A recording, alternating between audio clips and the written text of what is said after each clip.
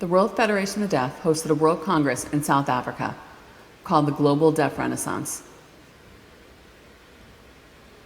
It was really inspiring to see deaf people fly from all over to celebrate and share their experiences. It was truly an honor to be there. All deaf people experience a renaissance. Globally, not all of their experiences are the same. Only a small fraction have a positive experience, and I'll explain what I mean.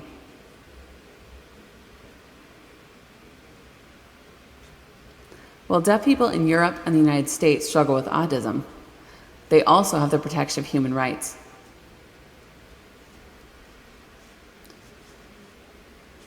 These rights are established to technically reduce problems and dependency.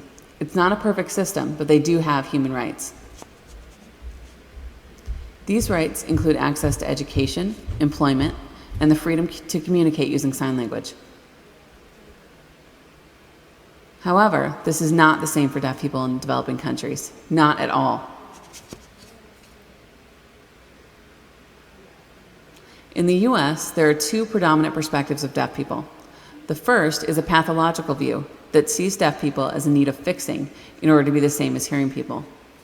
The second perspective is a sociocultural one that views deaf people as whole individuals with a unique identity, language, culture, and community. Again, these perspectives are not the same for people living in developing countries.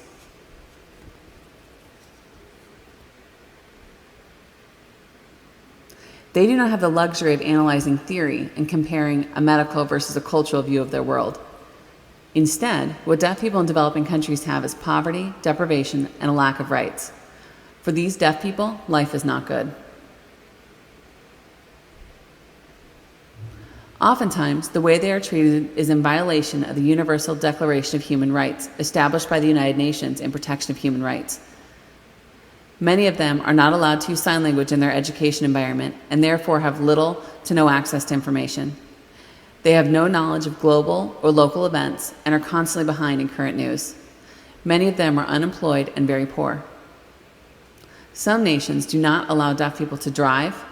A few have made it illegal for a deaf person to marry another deaf person or raise children.